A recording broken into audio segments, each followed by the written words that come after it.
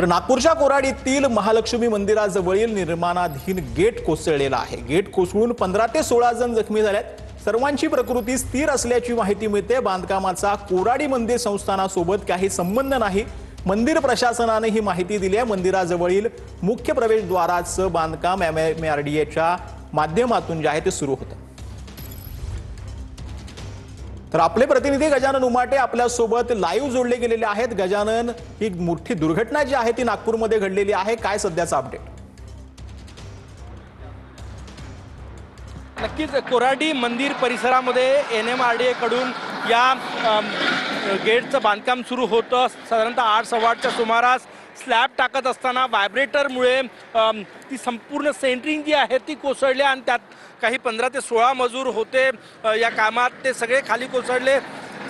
सर्वांना रेस्क्यू करून रुग्णालयात दाखल करण्यात आलेलं आहे आणि अशी माहिती मिळते की सर्वांची प्रकृती स्थिर आहे। आताच आम्ही NDRFच्या टीम सोबत चर्चा केलेली आहे आणि NDRFच्या टीमनं सांगितलेलं आहे की आता कोणीही मलम्यामध्ये दबलेलं नाही। जे इंज्युअर्ड होते, जखमी होते, त्यांना रुग्णालयात दाखल करण्यात आलेलं आहे। तर ही एक प्रोटोकॉल म्हणून सर्च ऑपरेशन जे आहे ते या ठिकाणी सुरू आहे। परंतु आत डॉग स्क्वॉडने चेक केला, आत कोणीही दबलेलं नाही। आता फक्त तो मलमा जो आहे, जो सेंटरिंगचा मलमा तिथे होता, तो हटवण्याचं काम या ठिकाणी सुरू आहे।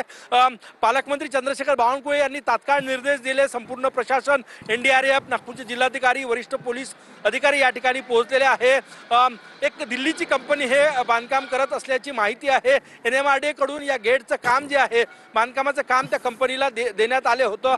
कोराडी मंदिर परिसरात हे आहे, परंतु मंदिर प्रशासनाचा या गेटशी काही संबंध नाही। तर NMRDA कडून या गेटचं बांधकाम जे आहे ते या ठिकाणी सुरू होतं आणि हे गेट स्लॅब टाकत असताना गेटच्या वर 8 ते 8:15च्या सुमारास ते खाली कोसळलं आणि त्यात जे मजूर होते ते त्या ठिकाणी जखमी झालेले आहे। आपण जर हे बघितलं तर या ठिकाणी अजूनही तो मलमा हटवण्याचं काम युद्ध पातळीवर सुरू आहे। 3 JCB या ठिकाणी लावण्यात आलेले आहे। कारण NDRFचा जो स्टँडर्ड प्रोटोकॉल आहे त्यानुसार सगळ्या उपाययोजना केल्या जात आहे। ॲम्ब्युलन्स या ठिकाणी तैनात आहे।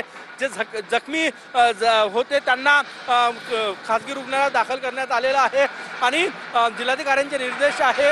संपूर्ण उपचाराचा खर्च जो आहे तो सरकारकडून केला जात आहे आणि आता अशी माहिती आहे की या ठिकाणी कोणीही दबलेलं नाही। मोठी दुर्घटना या ठिकाणी घडलेली आहे। 15 ते 16 नक्कीच गजानन, या संपूर्ण सविस्तर माहितीसाठी धन्यवाद। या संदर्भात अधिक अपडेट जे आहे ते तुझ्याकडून घेत राहू।